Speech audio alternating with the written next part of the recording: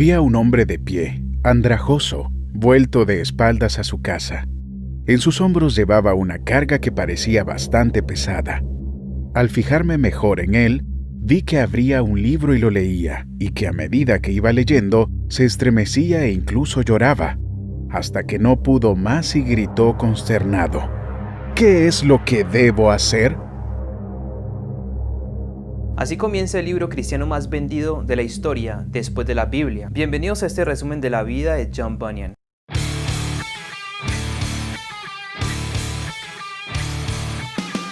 John Bunyan nació en 1628 en Elstow, Bedfordshire, Inglaterra, hijo de Thomas y Margaret Bunyan. El padre de Bunyan era un calderero que viajaba por la zona reparando ollas y sartenes. Cuando era niño, Bunyan aprendió el oficio de su padre y recibió una educación rudimentaria. En el verano de 1644, perdió tanto a su madre como a su hermana Margaret. Ese otoño, cerca de cumplir los 16 años, se enlistó en el ejército para luchar durante la primera etapa de la Guerra Civil Inglesa. Bunyan pasó casi 3 años en el ejército, dejándolo en 1647 para regresar a Elstow a su oficio como calderero. Su padre se había vuelto a casar y tenía más hijos, y Bunyan se mudó a una casa que compró en Elstow High Street. Matrimonio y conversión. 2 años después de dejar el ejército, Bunyan se casó. El nombre de su esposa y la fecha exacta de su matrimonio no se conocen, pero Bunyan recordó que su esposa, una mujer piadosa, trajo consigo al matrimonio 2 libros puritanos que ella había heredado de su padre. Pero también recordó que, aparte de estos 2 libros, solamente tenían un plato y una cuchara para los dos. La primera hija de la pareja, Mary, nació en 1650, y pronto se hizo evidente que era ciega. Tendrían 3 hijos más: Elizabeth, Thomas y John. Durante su juventud, Bunyan había disfrutado de una vida libertina, bailando y disfrutando del juego incluso el domingo, actividades que estaban prohibidas por los puritanos, quienes tenían una visión estricta del domingo. Un domingo, el vicario de Elstow predicó un sermón contra el quebrantamiento del Día del Señor, y Bunyan tomó en serio este sermón. Esa tarde, mientras jugaba en el pueblo de Elstow Green, escuchó una voz desde el cielo. ¿Dejarás tus pecados e irás al cielo? ¿O mantendrás tus pecados e irás al infierno? Los siguientes años fueron de intenso conflicto espiritual para Bunyan. Durante este tiempo, mientras estaba de viaje, pasó junto a un grupo de mujeres que hablaban de asuntos espirituales en la puerta de su casa. Quedó tan impresionado por la naturaleza de esta charla que decidió unirse a la iglesia, un grupo inconformista que se reunía bajo el liderazgo del ex oficial del ejército realista John Gifford. Por instigación de otros miembros de la congregación, Bunyan comenzó a predicar, tanto en la iglesia como a grupos de personas en el campo circundante. En 1658 murió la esposa de Bunyan, dejándolo con 4 hijos pequeños, uno de ellos ciego. Prisión, una bendición mixta. El ascenso de Bunyan como un predicador popular coincidió con la restauración de Carlos II. La libertad de culto que los separatistas habían disfrutado durante 20 años se terminó rápidamente. Aquellos que no se ajustaban a la Iglesia de Inglaterra serían arrestados. En enero de 1661, Bunyan se encontraba recluido en la cárcel del condado. Bunyan podría haberse liberado prometiendo no predicar, pero se negó. Le dijo a los magistrados locales que preferiría permanecer en prisión hasta que creciera musgo en sus párpados que dejar de hacer lo que Dios le había ordenado. Aún así, el encarcelamiento no fue tan malo. Le permitieron visitas. Pasó algunas noches en casa e incluso viajó una vez a Londres. El carcelero le permitió ocasionalmente predicar en reuniones organizadas en secreto. Más importante aún, el encarcelamiento le dio el incentivo y la oportunidad de escribir. Escribió al menos 9 libros entre 1660 y 1672. Profitable Mediation, Christian Behavior, un manual sobre buenas relaciones, y The Holy City, una interpretación de Apocalipsis, fueron seguidas por The Holy City Grace Abounding to the Chief of Sinners, considerada la mejor autobiografía puritana de la historia. Pero desde 1667 hasta 1672, Bunyan probablemente pasó la mayor parte de su tiempo en su mayor legado, el progreso del peregrino. El éxito del peregrino. Carlos II eventualmente cedió en 1672, emitiendo una declaración de indulgencia. Bunyan fue liberado, licenciado como ministro congregacional y llamado a ser pastor de la iglesia de Bedford. Cuando se renovó la persecución, Bunyan fue nuevamente encarcelado durante 6 meses. Después de su segundo encarcelamiento en 1678, su libro, El progreso del peregrino, fue publicado. El libro trata sobre una narración alegórica que describe el propio proceso de conversión de Bunyan. El protagonista, como Bunyan, es un calderero. Vagabundea desde la ciudad de la destrucción a la ciudad celestial, una peregrinación hecha difícil por la carga del pecado, que es representado por un yunque sobre su espalda. El protagonista viaja a través del desierto de la desesperación, la feria de la vanidad y otras estaciones simbólicas.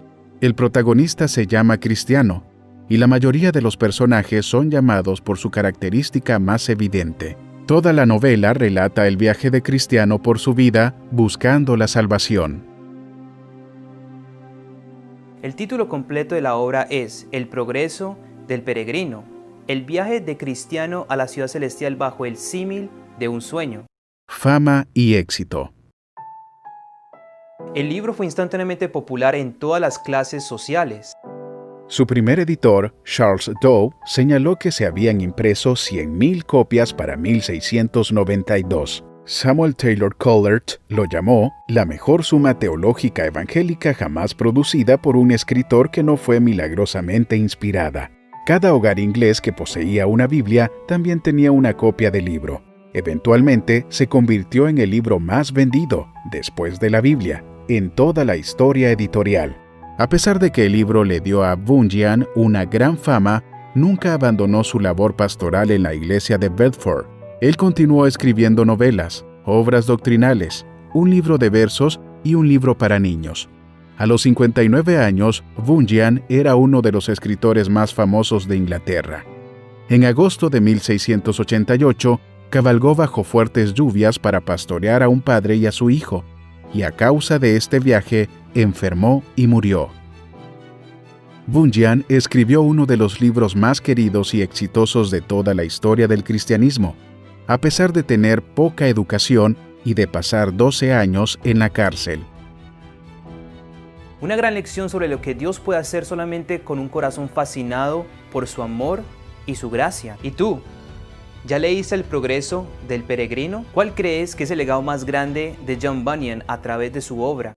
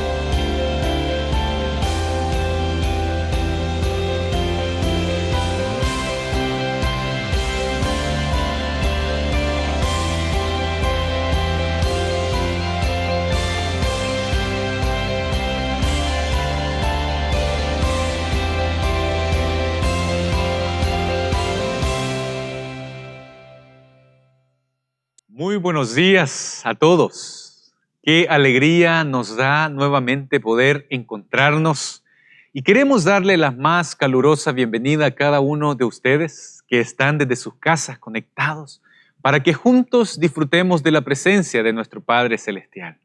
Ahora quiero invitarte a tener un momento para pedir a nuestro Señor que sea con cada uno de nosotros durante este tiempo, para que juntos entonces podamos así invocar el nombre de nuestro Señor Jesucristo. La palabra de Dios dice que cuando 2 o 3 se reúnen en su nombre, entonces Él estará ahí.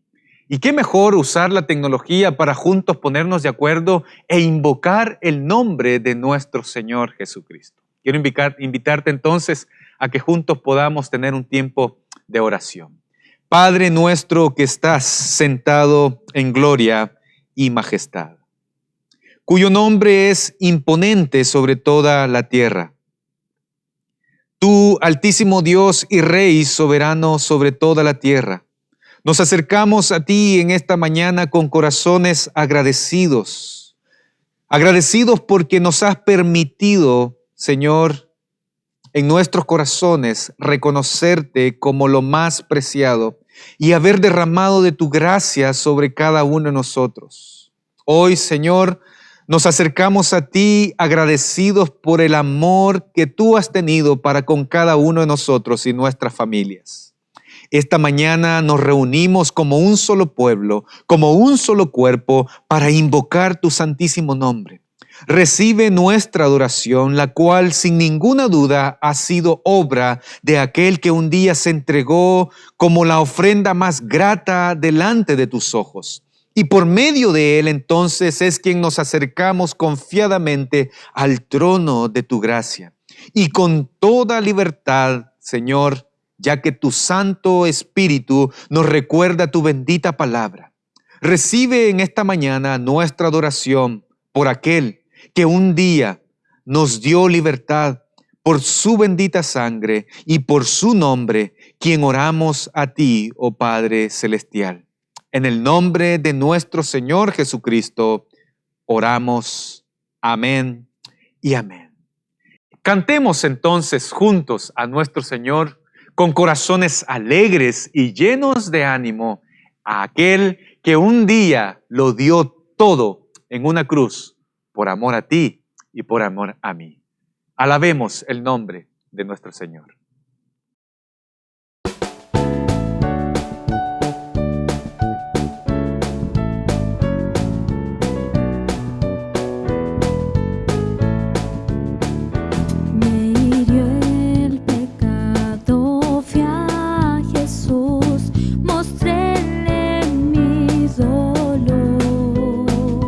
Perdido errante vi solos, bendito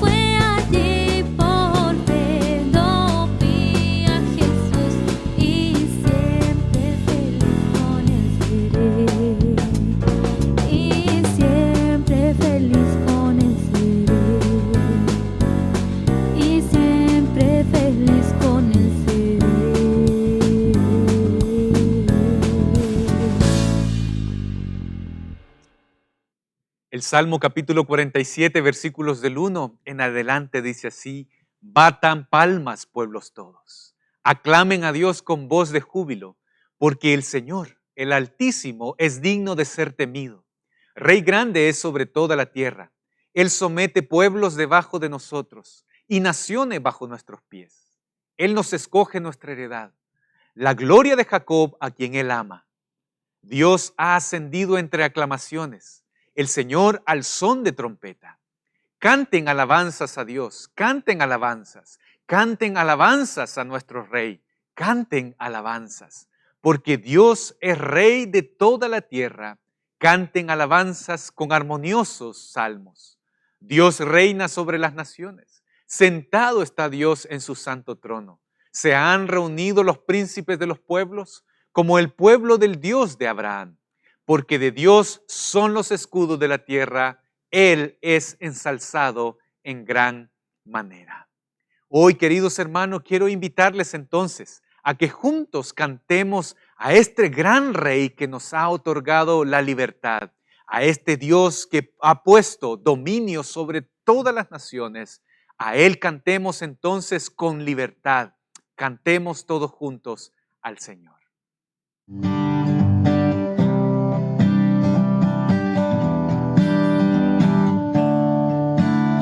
Las cadenas de la muerte me quitó. Para mí ya no hay condenación, hay libertad, libertad. Siendo esclavo del pecado me libró. En la cruz compró mi redención, mi libertad.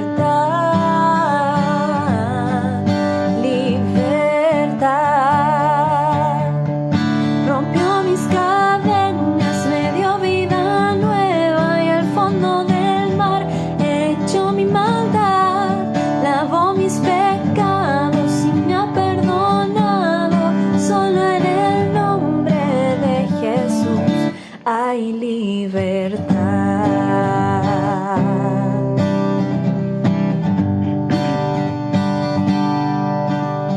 Yo proclamo que la cruz por mí murió y cambió mi duro corazón por libertad, libertad.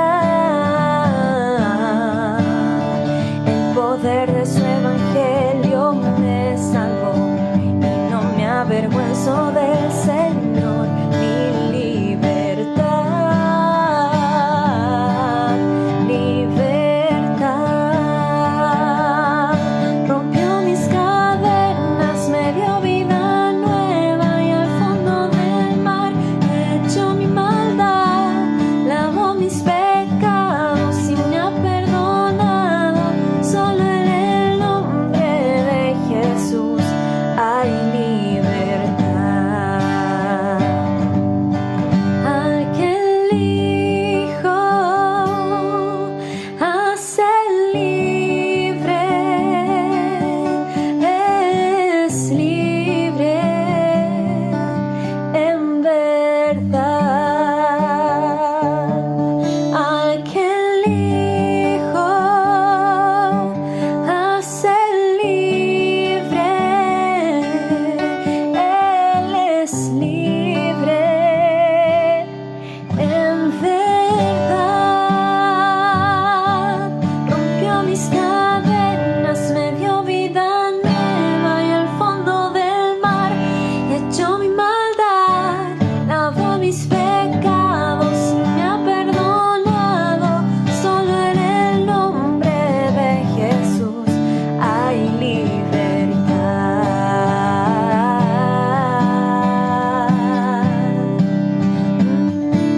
Hay libertad.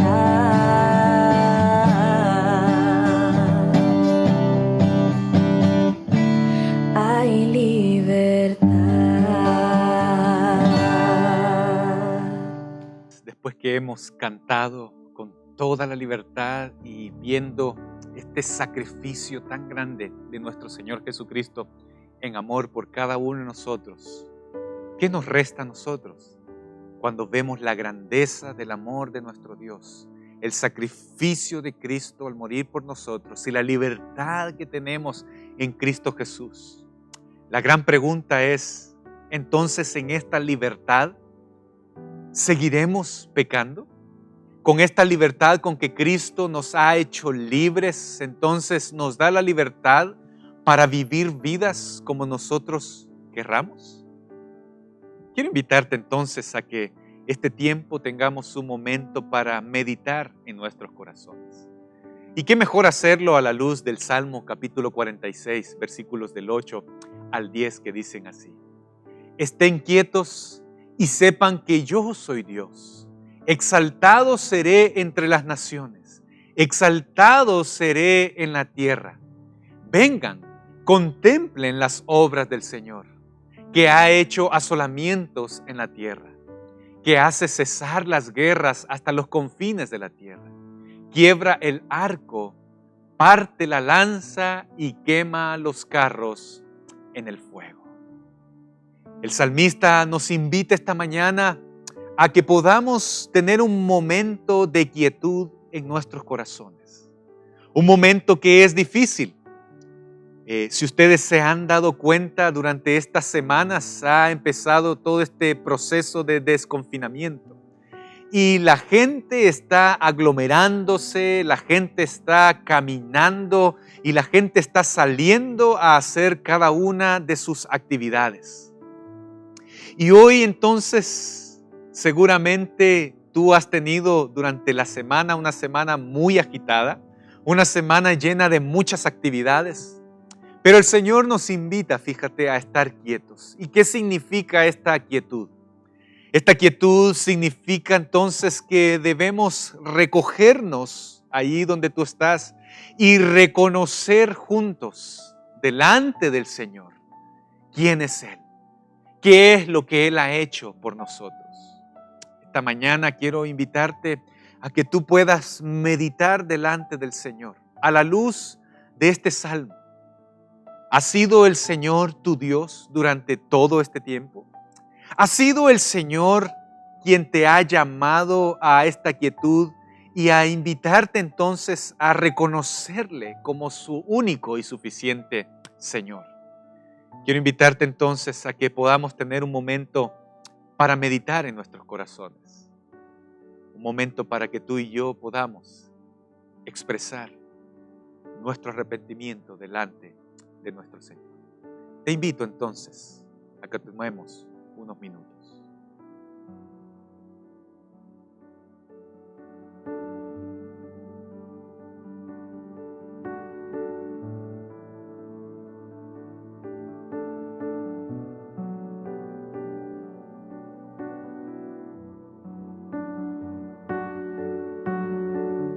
En pantalla va a salir la confesión que quiero invitarte a que juntos podamos meditar y declarar delante de nuestro Dios.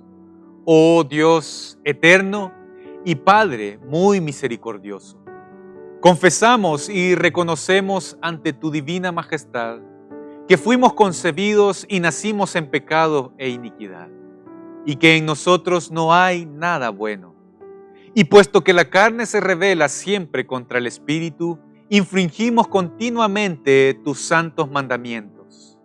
Sin embargo, oh Padre Celestial, nos sentimos disgustados por los pecados que hemos cometido contra ti y nos arrepentimos de ellos sinceramente.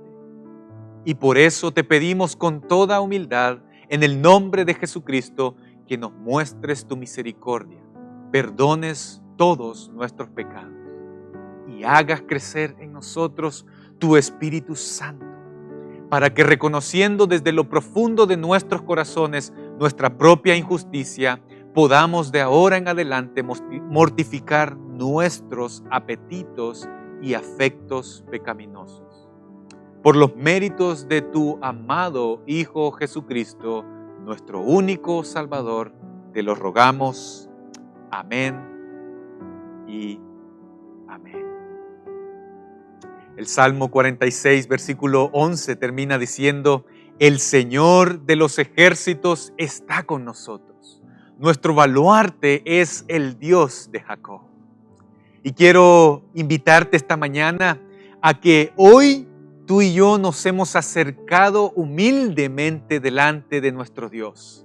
Y el Señor entonces nos habla diciéndonos: el Señor, Él está con nosotros. Él entregó a su único Hijo para que aquella frase se hiciera manifiesta en nosotros. Emmanuel, Dios con nosotros. Jesucristo mismo se acercó a nosotros y ha redimido nuestras vidas, nos ha perdonado. Y por eso quiero invitarte a que recibamos con agradecimiento aquel perdón que hemos recibido en nuestro Señor Jesucristo. El perdón de nuestros pecados, la salvación de nuestras vidas, la libertad que tenemos en Cristo Jesús. Te invito a que la reflejemos entonces en este canto de adoración a nuestro Dios. Cantemos juntos al Señor.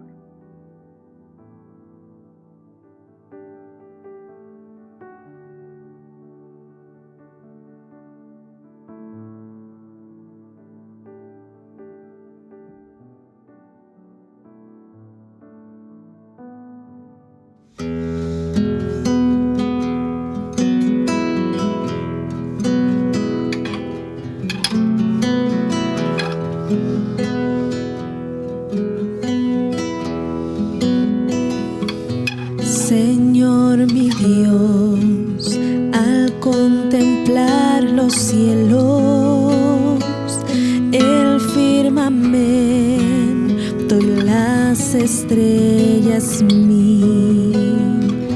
al oír tu voz, en los potentes truenos y ver brillar el sol en su cenit. Mi corazón entona la canción.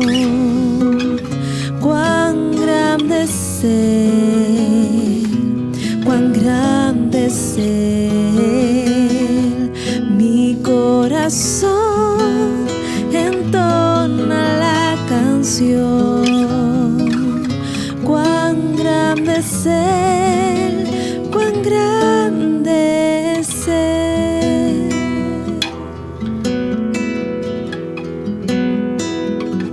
Cuando recuerdo del amor divino que desde el cielo al Salvador envió, aquel Jesús que por salvarme vino y en una cruz sufrió y por mí murió.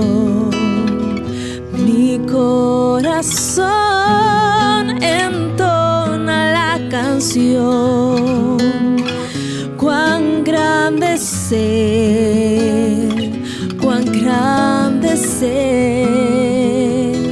Mi corazón entona la canción. Cuán grande es Él, cuán grande es Él.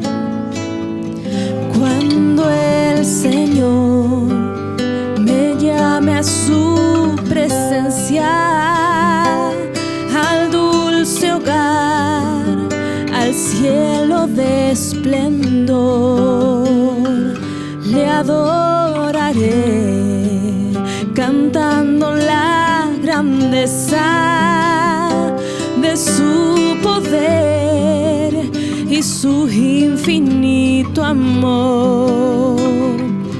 Mi corazón entona la canción. Cuán grande es Él, cuán grande es Él.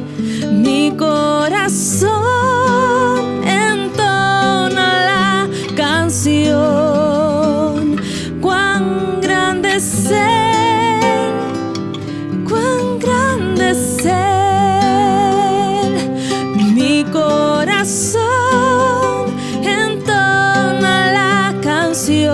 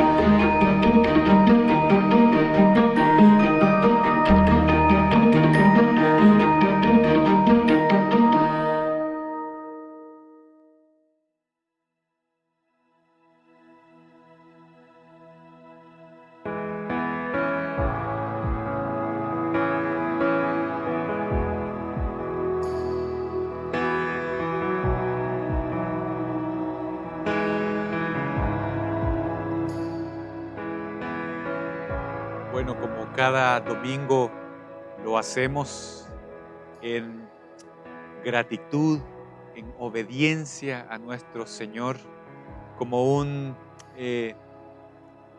acto de dependencia de nuestro Señor y también de adoración a nuestro Padre Celestial. Rendimos todo lo que somos, nuestros corazones, nuestras alabanzas, todo delante del Señor.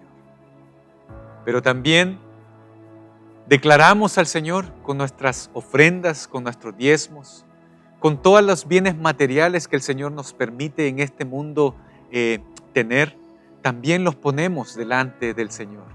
Y este es un momento que quiero invitarte para que podamos entonces declarar nuestra dependencia absoluta que tenemos a nuestro Dios. Así que quiero invitarte a que allí puedas tener un momento para hacer tus transferencias de los diezmos y de las ofrendas. Tomemos un momento para esto.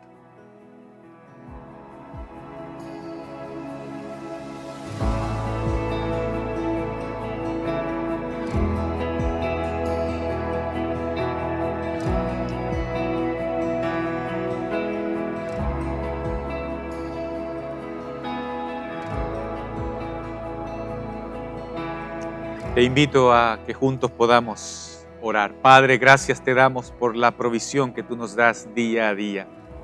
Gracias por el cuidado que tú tienes, oh Padre, con cada una de nuestras familias. Señor, te agradecemos porque nos permites ser parte de la extensión del reino de los cielos acá en la tierra. Gracias, Señor, porque esto no lo vemos como un mero ritual o una obligación que tenemos de entregarte, Señor, aquello de lo cual tú nos has bendecido, sino es un acto de gratitud, un acto, Señor, de agradecimiento y de adoración a tu bendito nombre, porque tú provees de todo lo que nosotros necesitamos. Tú nos proteges de todo, Señor, mal que viene sobre nosotros. Tú eres un Dios misericordioso y tremendamente generoso con nuestras familias. Y por eso, Padre, te quiero pedir que tú bendigas a cada familia de nuestra congregación. Que sea tu Santo Espíritu, Señor, dándonos sabiduría a cada uno de nosotros de cómo ser buenos administradores de los bienes que tú nos das. Para que juntos, Señor, podamos llevar a cabo la misión que tenemos como iglesia. Gracias te damos, oh Señor, en el nombre de Jesús. Amén y amén.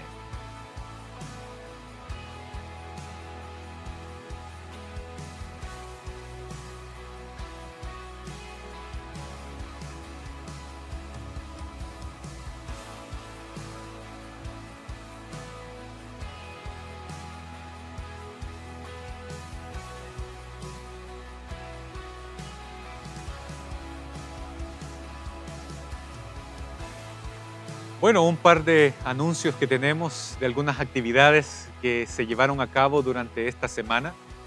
Y también invitarte, como cada domingo lo hacemos, de distintas formas, ¿cierto? A animarte a que puedas acompañarnos a nuestras actividades. Durante esta semana se hizo la repartición de la ayuda a las familias de Puente Alto. Y queremos enormemente agradecerles a cada uno de ustedes por el gran compromiso que han tenido con las familias de Puente Alto.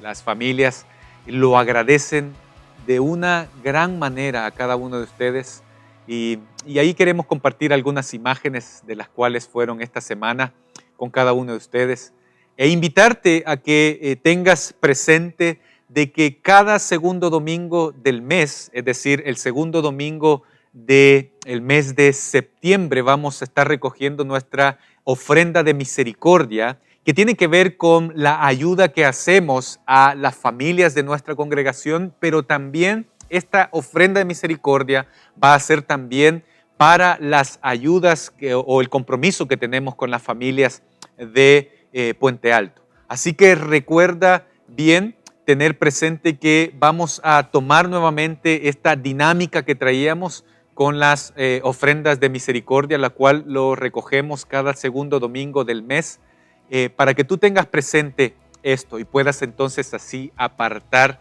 estas ofrendas que tenemos para misericordia. familias de nuestra congregación y familias de Puente Alto lo agradecen. Y qué mejor que ver cómo el Señor refleja su generosidad a través de la vida de cada uno de ustedes. Que el Señor les bendiga. Muy buenos días, nos alegramos que en este día el Señor nos puedan estar acompañando por este medio y hayan apartado un tiempo especial para estudiar las Escrituras de nuestro Señor. Y para el día de hoy quiero compartirles acerca de Hechos capítulo 15, versículos 22 al 29. Si bien vamos a estar viendo todo el capítulo 15, prácticamente todo, pero vamos a comenzar con esta lectura. La Nueva Versión Internacional dice así. Versículo 22. Entonces los apóstoles y los ancianos, de común acuerdo con toda la iglesia, decidieron escoger a algunos de ellos y enviarlos a Antioquía con Pablo y Bernabé. Escogieron a Judas, llamado Barsabás, y a Silas, que tenía buena reputación entre los hermanos. Con ellos mandaron la siguiente carta. Los apóstoles y los ancianos a nuestros hermanos gentiles en Antioquía, Siria y Cilicia. Saludos. Nos hemos enterado de que algunos de los nuestros, sin nuestra autorización, los han inquietado a ustedes alarmándoles con lo que les han dicho. Así que de común acuerdo hemos decidido escoger a algunos hombres y enviarlos a ustedes con nuestros queridos hermanos Pablo y Bernabé, quienes han arriesgado su vida por el nombre de nuestro Señor Jesucristo. Por tanto, les enviamos a Judas y a Silas, para que les confirmen personalmente lo que les escribimos. Nos pareció bien al Espíritu Santo y a nosotros no imponerles a ustedes ninguna carga aparte de los siguientes requisitos: abstenerse de lo sacrificado a los ídolos, de sangre, de la carne de animales estrangulados y de la inmoralidad sexual. Bien harán ustedes si evitan estas cosas con nuestros mejores deseos. Invito a que tomemos un tiempo para orar. Señor, como normalmente lo digo, esta es tu palabra y es tu iglesia. Por tanto, pedimos que hables por medio de tu Espíritu y que nos edifiques conforme a tu palabra. Abre nuestro entendimiento, renueva nuestro entendimiento a la luz de ella y guíanos, Señor, para comprender cuál es tu santa voluntad para con nosotros. Pedimos esto en el nombre de Jesús. Amén. La semana pasada con el pastor Juan Carlos Renderos estuvimos viendo el capítulo 12 de Hechos y permítame hacer un breve resumen de lo que ocurrió del 12 para llegar al 15, que es el capítulo de hoy. En el capítulo 12 vemos cómo se relata la liberación milagrosa de Pedro en la cárcel, quien había sido encarcelado por Herodes, quien procuraba matarlo. Pero a fin de cuentas un ángel lo libera y permite salir libre sin siquiera ser visto por los guardias que lo cuidaban. Pasa un breve tiempo, Herodes muere y la palabra de Dios sigue expandiéndose y difundiéndose por las regiones. Luego en el capítulo 13 vemos como Pablo y Bernabé, quienes se dedicaban a la enseñanza en la iglesia de Antioquía, fueron enviados a un viaje misionero y anduvieron predicando por muchos lugares. Se relata cómo en este capítulo los que estaban destinados para vida eterna creyeron y recibieron el Espíritu Santo, fueron llenos de él, tanto gentiles como judíos. Mientras que muchos otros judíos eran causados a celos por esto, y fue tanto así que terminaron expulsando a Pablo y Bernabé de la región. Luego en el capítulo 14, estos hombres continuaron predicando en los otros lugares y tanto judíos como griegos seguían convirtiéndose al cristianismo. Y nuevamente aquellos judíos incrédulos eran un estorbo para los creyentes, pues se oponían a ellos de distintas maneras. Volvieron a tramar contra los apóstoles y estos tuvieron que salir de allí y siguieron predicando en otros lugares. Y eran tal las señales y milagros que hacían Pablo y Bernabé que cierta multitud intentó adorarlos a ellos como si fueran dioses y trajeron ofrendas para hacer sacrificios a ellos. Claramente Pablo y Bernabé se opusieron a todo esto. Y los judíos que estaban en contra del mensaje del Evangelio aprovecharon esta vuelta para hacer que esta multitud que venía a adorarlos finalmente los apedreara. Por tanto, los sacaron de la ciudad y los apedrearon. Y fue tal el apedreado que le dieron a Pablo que creyeron que estaba muerto. De hecho, algunos comentaristas creen que así fue, que Pablo murió en ese momento.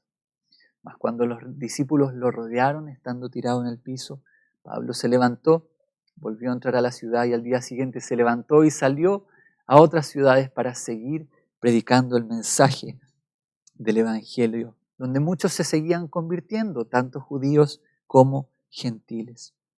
Luego de esto volvieron a pasar por todos los lugares que habían pasado, fortaleciendo a los discípulos y animándolos a perseverar en la fe. En cada una de estas iglesias nombraron ancianos y los encomendaron al Señor. Luego de este largo viaje volvieron a Antioquía de Siria, de donde habían sido enviados como misioneros, y contaban allí el testimonio de las maravillas que Dios estaba haciendo por todas partes, tanto como con judíos como con gentiles. El resumen es que el mensaje estaba siendo predicado, las personas lo creían, eran llenos del Espíritu Santo y se mantenían fieles en la fe de Cristo, en Cristo. Y esta carta, estos versículos que leímos al comienzo, fue una carta enviada por los ancianos apóstoles de la iglesia en Jerusalén hacia la iglesia de Antioquía de Siria a causa de unos problemas tanto teológicos como prácticos que se estaban generando allí. Ahora, ¿cuál era el problema? Y acompáñenme para esto al versículo 1 del capítulo 15. Dice así: algunos que habían llegado de Judea a Antioquía se pusieron a enseñar a los hermanos, diciendo: a menos que ustedes se circunciden conforme a la tradición de Moisés, no pueden ser salvos. Y si ponemos atención a lo que se está diciendo acá, nos vamos a dar cuenta que no se trata de una doctrina secundaria o periférica de la fe cristiana, sino que están atacando al centro mismo de nuestra fe. ¿Estamos llamados a cumplir la ley para alcanzar la salvación? Como iglesia del nuevo pacto, nosotros, rige aún para nosotros toda la ley que Dios entregó a su pueblo por medio de Moisés. Los hombres que habían venido de Judea a enseñar a estos hermanos, versículo 2, dice que esta enseñanza provocó un altercado y un serio debate entre Pablo y Bernabé contra ellos. Entonces se decidió que Pablo y Bernabé y algunos otros creyentes subieran a Jerusalén para tratar este asunto con los apóstoles. Y situémonos un poco en este contexto, en cómo se ha venido desarrollando la historia. El apóstol Pablo, siendo un judío de pura cepa, quien se había convertido al cristianismo y había comenzado de inmediato a predicar el evangelio de Jesús, había visto en las distintas regiones cómo el mensaje era difundido y los creyentes eran edificados y nuevas personas se añadían a la iglesia. Recibían la palabra de Dios, eran llenos del Espíritu Santo, alababan a Dios en distintas lenguas, se bautizaban y se mantenían fieles, perseverando en la gracia de Dios. Por tanto, Pablo tenía conocimiento práctico de esto, él lo había visto con sus propios ojos. Y hasta este punto de la historia, en Hechos capítulo 15, vemos que el registro nos relata de las conversiones en todas partes y cómo el evangelio de Jesús estaba avanzando en Damasco, Jerusalén, en Tarso, en Lida, en Sarón, en Jope, en Cesarea, en Fenicia, en Chipre, en Antioquía de Siria, en Antioquía de Pisidia, en Seleucia, en Salamina, en Pafos, en Perge, en Iconio, en Listra y en Derbe. Lo que estaba ocurriendo allí era real. Entonces imaginemos lo que estaba pasando por la cabeza de Pablo luego de haber tenido su primer viaje misionero, habiendo sido testigo de las maravillas de Dios por todas partes, tanto en judíos como en gentiles. Y ahora aparecen estos hombres que venían de Judea diciendo a los gentiles: a menos que ustedes se circunciden conforme a la tradición de Moisés, no pueden ser salvos. De alguna manera estaba echando abajo todo lo que Pablo había sido testigo de. Claramente esto iba a generar un conflicto. Y estos hombres que no sabemos particularmente quiénes son, a fin de cuentas lo que estaban diciendo era que la fe en el Señor Jesucristo no era suficiente y que era necesario agregar algo más para ser salvos. Y en este caso era la circuncisión. Por tanto, se produjo una contienda no menor entre ellos. Y el asunto era de tal importancia que la iglesia de Antioquía consideró necesario enviar a unos delegados para resolver esto en Jerusalén, donde estaban los demás apóstoles y ancianos. Ahora, ¿por qué enviaron a estos delegados para allá? ¿Acaso Pablo no era apóstol de Jesucristo? La razón por la cual la iglesia de Antioquía envió esta comisión para allá era que este asunto era de tal importancia que era necesario resolverlo de manera integral, que se supiera que la doctrina que Pablo estaba enseñando concordaba con aquellos que estaban estableciendo la iglesia y haciéndola crecer en Judea, en Jerusalén. Los apóstoles, todos los ancianos, estaban bajo esta misma doctrina que habían aprendido de Cristo. El apóstol Pablo no tenía ningún problema de retórica o de conocimiento como para haber sido capaz de haber respondido a estas personas de una manera suficiente o de una manera resolutiva. Él claramente tenía las capacidades para establecer que lo que ellos decían no era así y dar las razones necesarias. Pero para bien de la iglesia fue necesario dejar el testimonio de que esto no era algo que solamente Pablo predicaba, el Evangelio únicamente por la fe en Cristo, sino que era la fe de todos los apóstoles de aquella época. Fue necesario entonces resolver este asunto en Jerusalén para que no quedara ninguna duda y quedara una evidencia para todos los creyentes. Versículo 3. Enviados por la iglesia, al pasar por Fenicia y Samaria, contaron cómo se habían convertido los gentiles. Estas noticias llenaron de alegría a todos los creyentes. Y noten aquí que en medio del conflicto que se estaba teniendo cuando iban camino a Jerusalén para resolverlo, el apóstol Pablo y Bernabé se detienen a compartir con los creyentes que había en el camino. Y testificaban de las mismas cosas que testificaban en todas partes, de cómo el Espíritu Santo estaba obrando en todas partes por medio de estas conversiones de tanto judíos como gentiles al cristianismo. Y me pregunto si hubiera sido yo quien tenía que ir a resolver este conflicto, ¿qué hubiera hecho? Lo más probable es que hubiera ido lo más rápido posible de Antioquía a Jerusalén para solucionar el problema que estaba teniendo con estos otros hombres, aquellos herejes que estaban atentando contra la doctrina.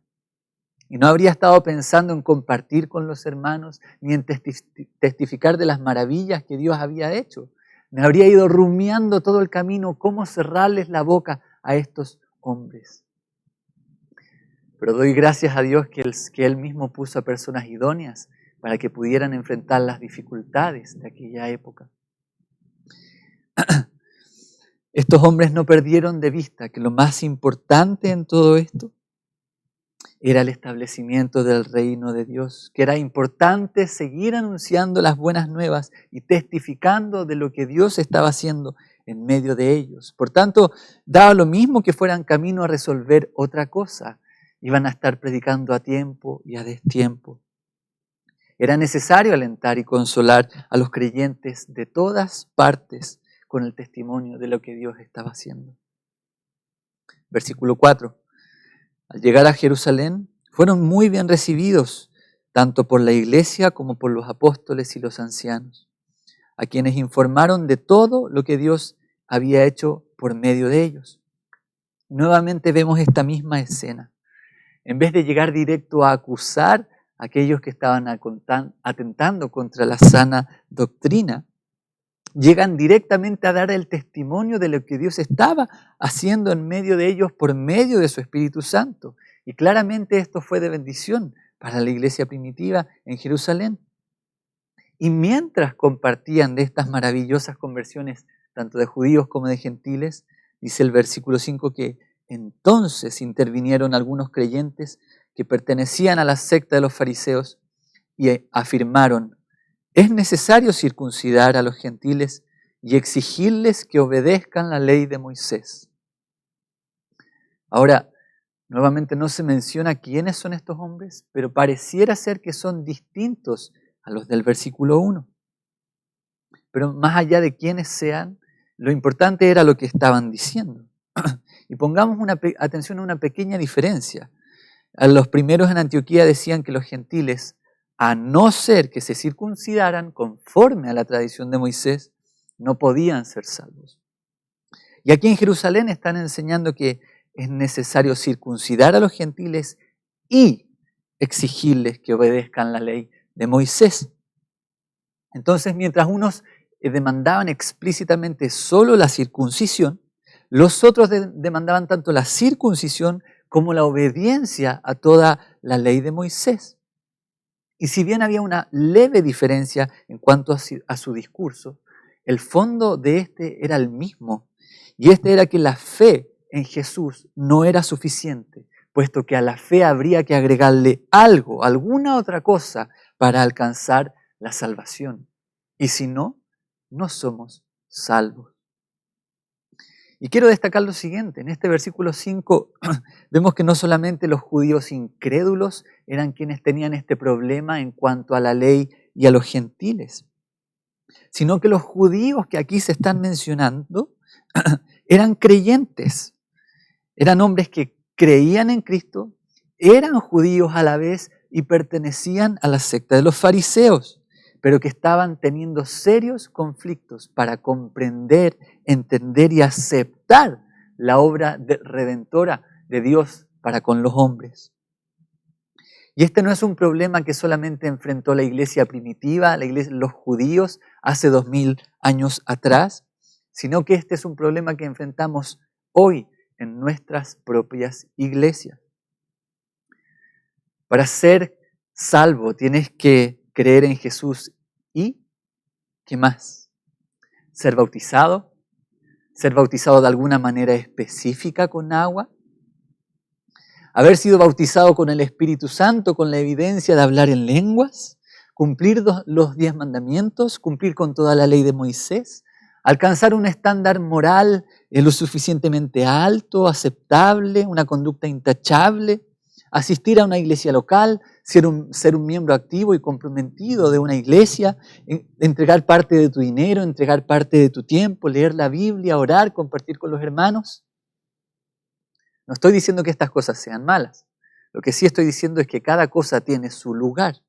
Entonces, para ser salvo tienes que creer en Jesús y ¿qué más?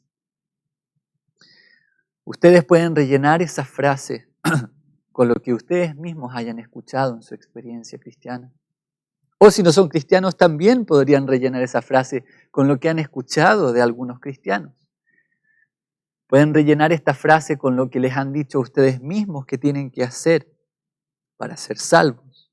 O incluso podríamos rellenar esta frase con lo que nosotros les hemos dicho a otras personas que tienen que hacer para ser salvos.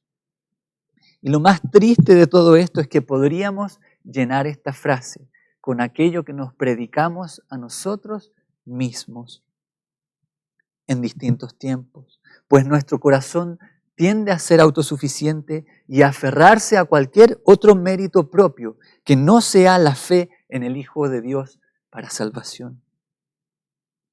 Y en este punto lo más probable es que nuestro problema no sea tan explícito como el de aquellos que querían imponer la circuncisión y la obediencia a la ley como un requisito para la salvación.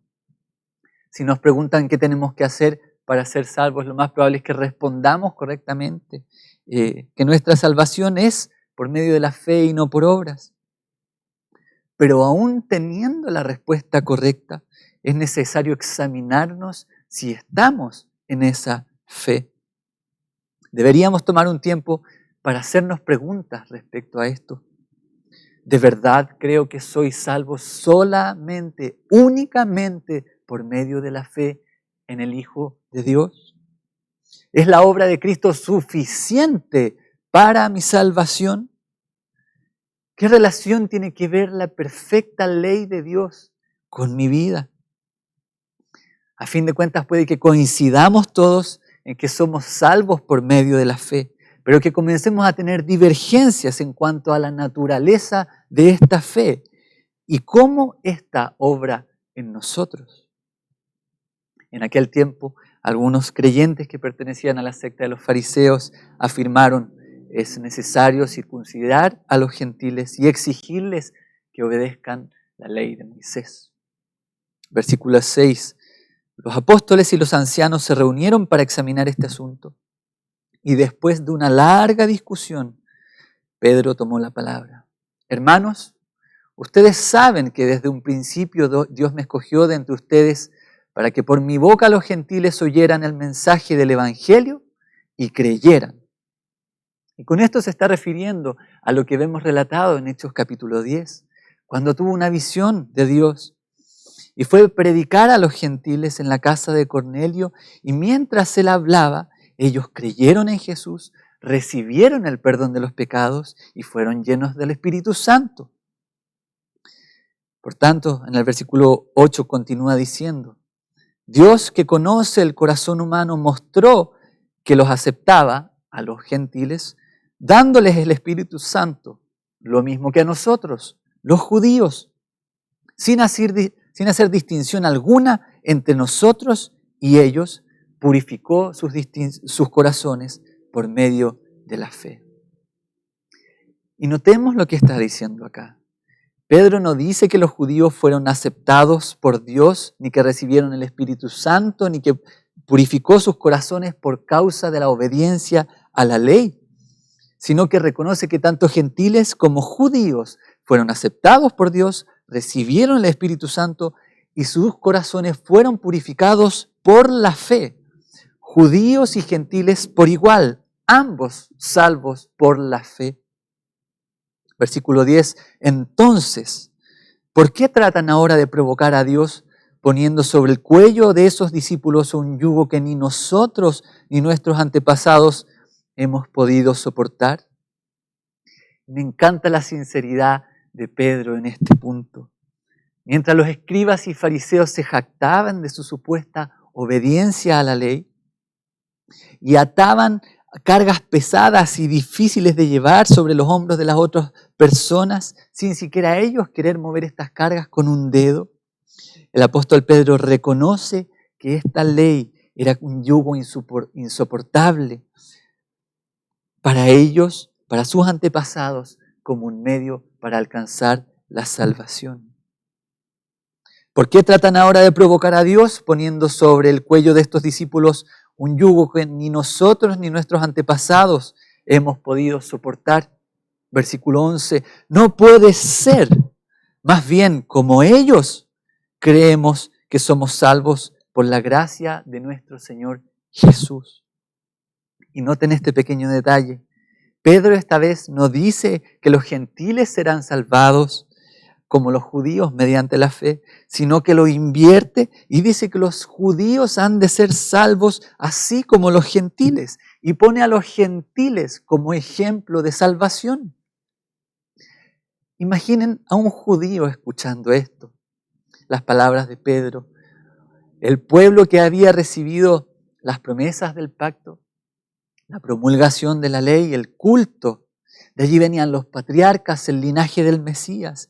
Y a pesar de todo esto, un pueblo que supuestamente iba tras la ley de justicia, no alcanzó esta justicia. Y más encima aquellos gentiles que no iban tras la justicia, la recibieron por la fe. Claramente el orgullo religioso de estos hombres estaba siendo sacudido hasta la médula. Y por eso la persecución se levantaba vez tras vez contra los cristianos creyentes, quienes predicaban la salvación por fe en Jesús y no por la obediencia a la ley. Versículo 12. Toda la asamblea guardó silencio para escuchar a Bernabé y a Pablo, que les contaron las señales y prodigios que Dios había hecho por medio de entre los gentiles. Nuevamente la misma escena. Al parecer, cada vez que se reunían, utilizaban estos testimonios como una evidencia de lo que estaban enseñando era cierto, acerca de que la salvación tanto para judíos como gentiles era por medio de la fe. Versículo 13, cuando terminaron, Jacobo tomó la palabra y dijo: hermanos, escúchenme. Simón, refiriéndose a Pedro, nos ha expuesto cómo Dios desde el principio tuvo a bien a escoger de entre los gentiles un pueblo para honra de su nombre. Con esto concuerdan las palabras de los profetas, tal como está escrito. Y aquí cita al profeta Amós: después de esto volveré y reedificaré la choza caída de David. Reedificaré sus ruinas y las restauraré, para que busque al Señor el resto de la humanidad, todas las naciones que llevan mi nombre. Así dice el Señor, que hace estas cosas, conocidas desde tiempos antiguos. Por tanto, para validar lo que ellos estaban enseñando, no solamente tenían el testimonio de lo que estaba ocurriendo con los gentiles, sino que por sobre eso también estaba la Escritura misma como testigo, anunciando que aquellas cosas ocurrirían. Y esta generación estaba siendo testigo del cumplimiento de lo que los profetas habían anunciado siglos atrás. Lo vemos reflejado en las profecías de Amós, lo vemos reflejado en las profecías de Miqueas, en Isaías. El reino de Dios estaba estableciendo y expandiendo en la tierra, y gente de todas las naciones comenzaban a proclamar el nombre del Señor tal como había sido anunciado. Y al ser testigo de estas cosas, Jacobo dice en el versículo 19, por lo tanto, yo considero que debemos dejar de ponerles trabas a los gentiles que se convierten a Dios. Más bien debemos escribirles que se abstengan de lo contaminado por los ídolos, de la inmoralidad sexual, de la carne de animales estrangulados y de sangre. En efecto, desde tiempos antiguos, Moisés siempre ha tenido en cada ciudad quien lo predique y lo lea en las sinagogas todos los sábados.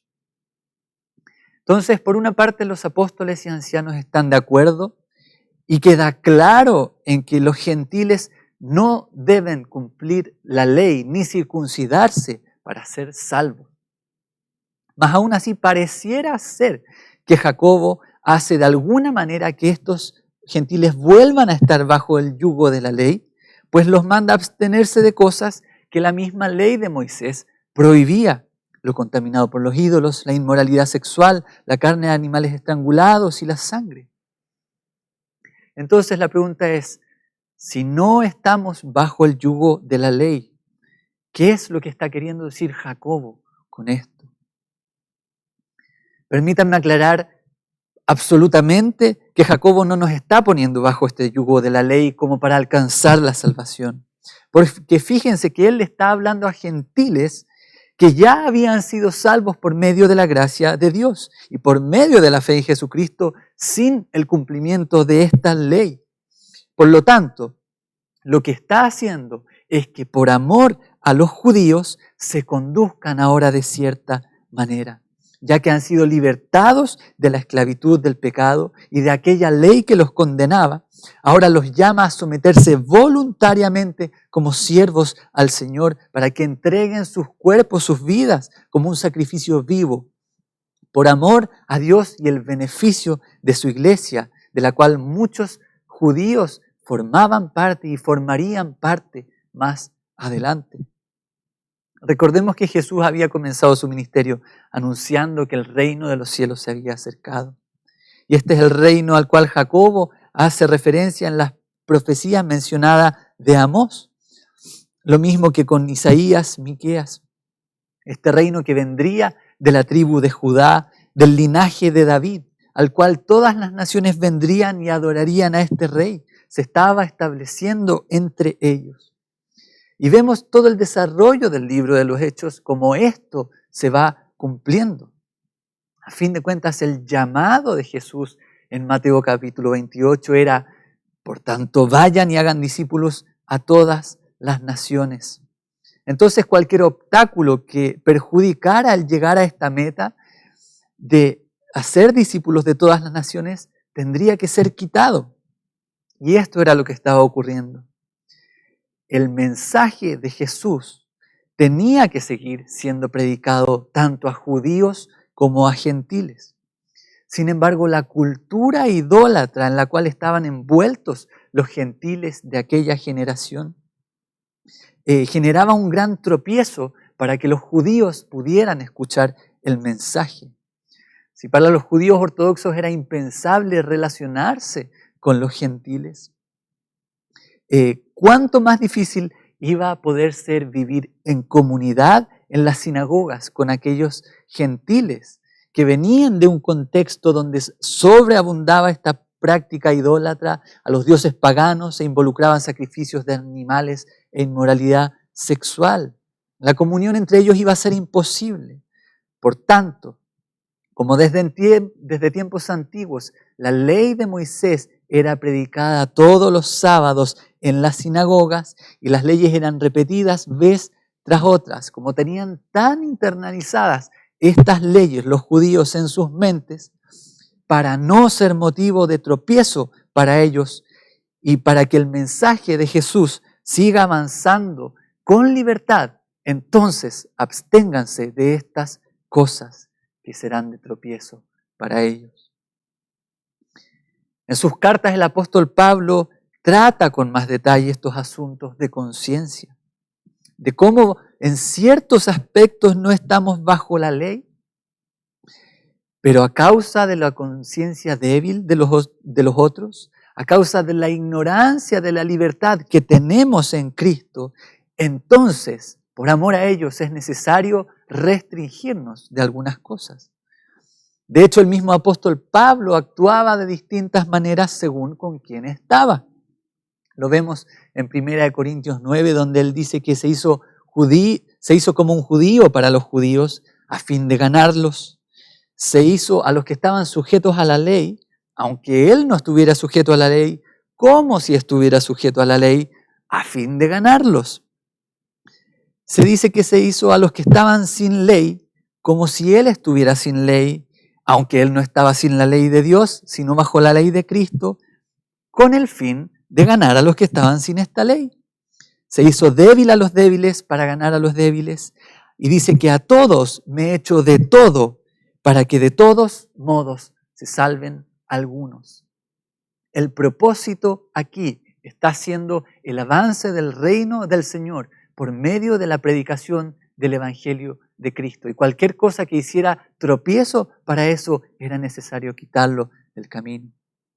A fin de cuentas, somos llamados a promover todo lo que conduzca a la paz y la mutua edificación en la unidad del Espíritu y la fe en los creyentes.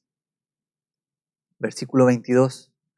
Entonces los apóstoles y los ancianos, de común acuerdo con toda la iglesia, decidieron escoger a algunos de ellos y enviarlos a Antioquía con Pablo y Bernabé.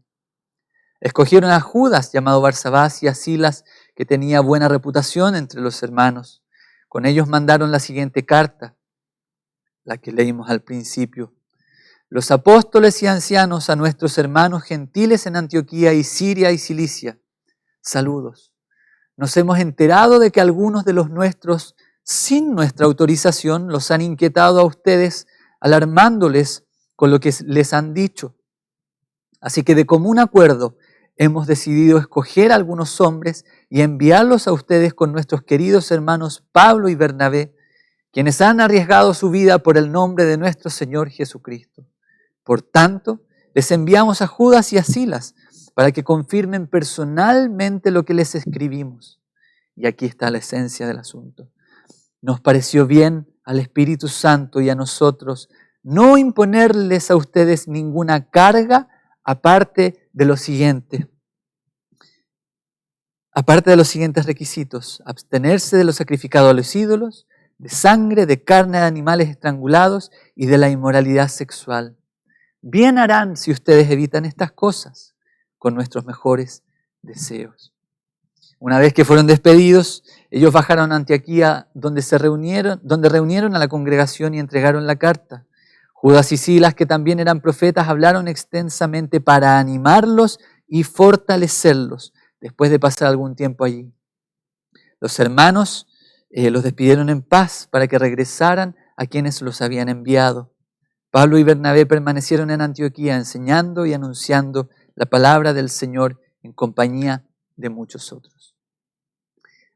A fin de cuentas, la salvación de los hombres radica únicamente en la fe en el Hijo de Dios, y es por esta misma fe que los justos vivirán. Esta fe es una fe concedida por Dios mismo para sus escogidos como un regalo. Y Dios mismo nos guarda con su poder mediante esta fe para alcanzar la salvación prometida.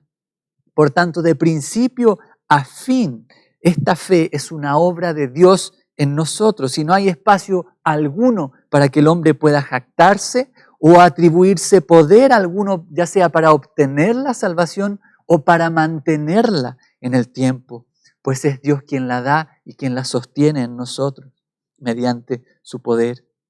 Él nos preserva en esta fe.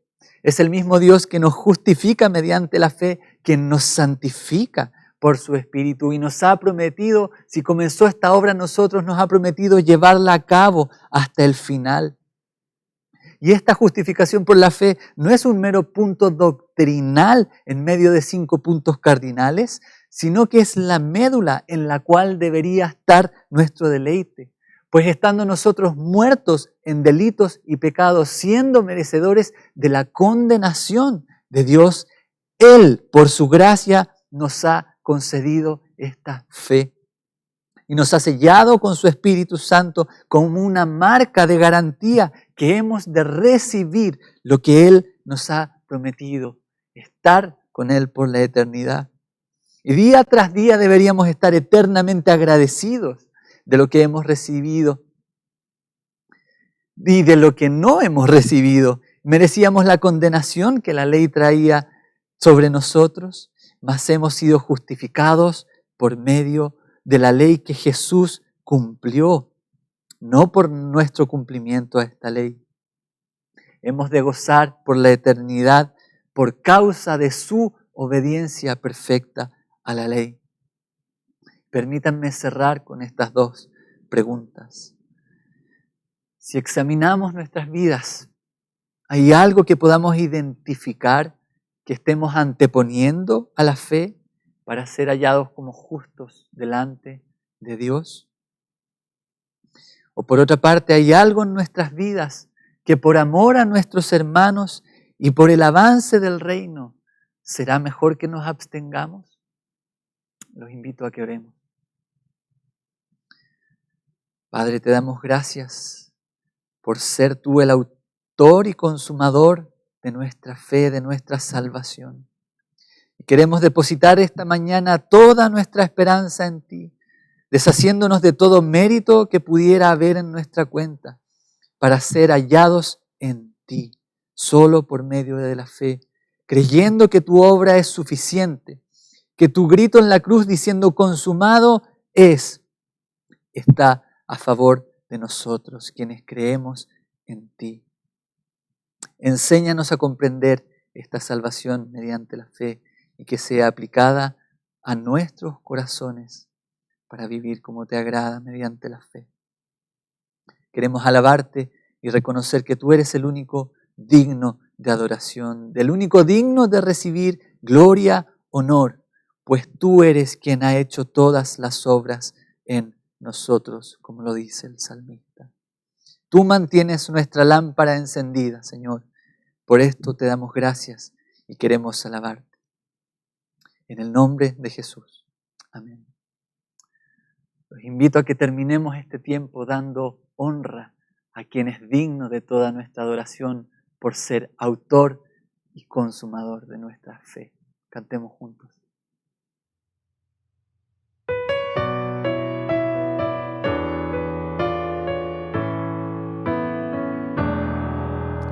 Al único que es digno de recibir honra y gloria, fuerza y poder, al Dios y Padre eternal, invisible.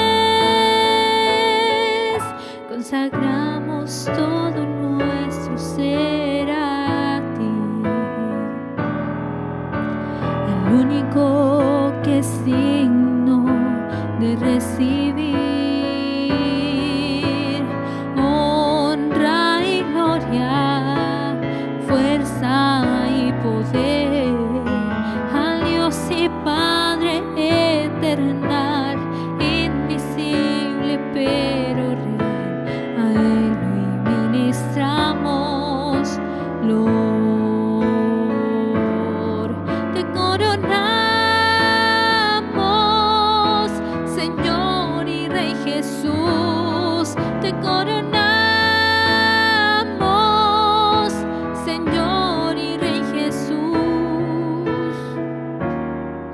Te adoramos, nos rendimos a tus pies. Consagramos todo nuestro ser a ti. Consagramos todo nuestro ser a ti. Consagramos todo nuestro ser a ti.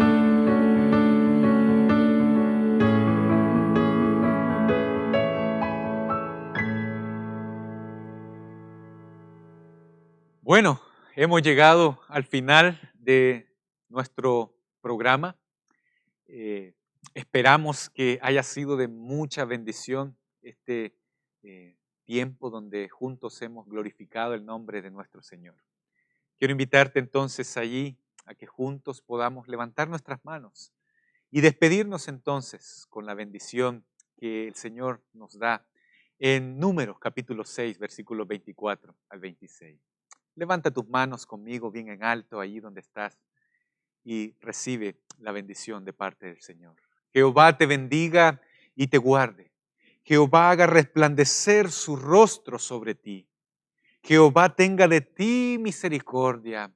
Jehová alce sobre ti su rostro y ponga en ti paz. Que la gracia de nuestro Señor Jesucristo, el amor de Dios y la comunión de su Santo Espíritu sea con cada uno de ustedes desde ahora y para siempre. Amén. Nos despedimos entonces cantando alegremente al Señor y deseamos que tengas una bendita semana en Cristo Jesús. Que el Señor les bendiga.